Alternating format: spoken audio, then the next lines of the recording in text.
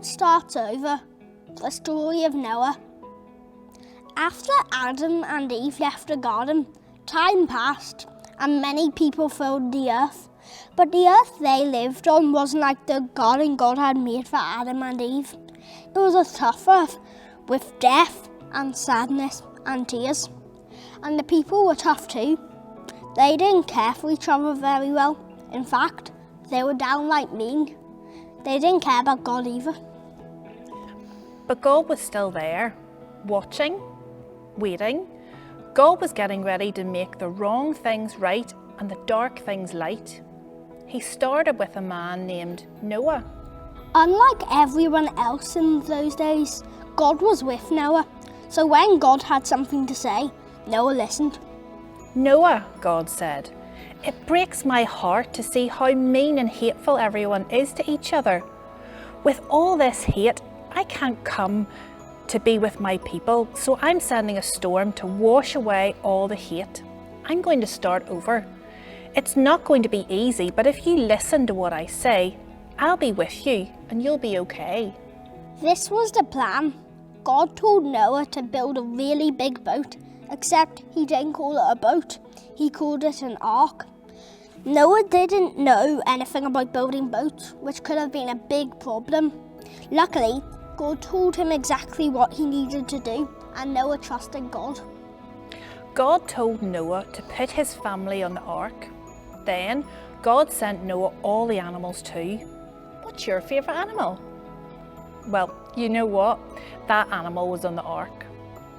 After Noah got all of the animals and all of his family on the ark, he waited and waited and waited. He began to wonder if he had heard God right. The sun was shining and all of Noah's neighbours were off at their jobs like normal. But then, one day, the sky got dark. God shut the big door to the ark and he opened the big windows of heaven. Rain came pouring down like no one had ever seen. It came up out of the ground too. In a flash, water was everywhere, and there was no time for anyone else to build an ark or a boat or even a little raft. The whole world was flooded. Noah and his family were on their ark. Scared and lonely, they waited and waited and waited. But even though they felt lonely, Noah and his family weren't alone. God was with them. For 40 long days and 40 long nights, God kept the ark floating safely on the water, just as safely as if the ark was in God's own hands. Noah almost lost track of the days, but then one day the sun came back. Some days later, Noah sent out a dove and it came back with a leaf. A leaf?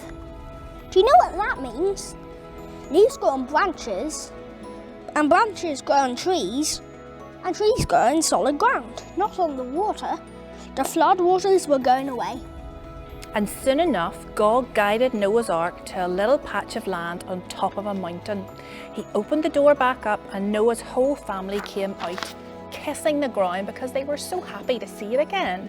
God was faithful to Noah, even when it was hard, even when it rained for 40 days straight, even when he waited and waited and waited.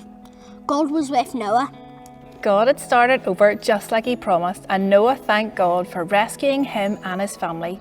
But he also knew this new beginning wouldn't be enough. Why? Because Noah wasn't perfect, and the new beginning would go bad again soon. God had cleaned the earth of sin, but the sin was still in Noah's heart. But God had a plan. He was making a way to make wrong things right, to come and to stay.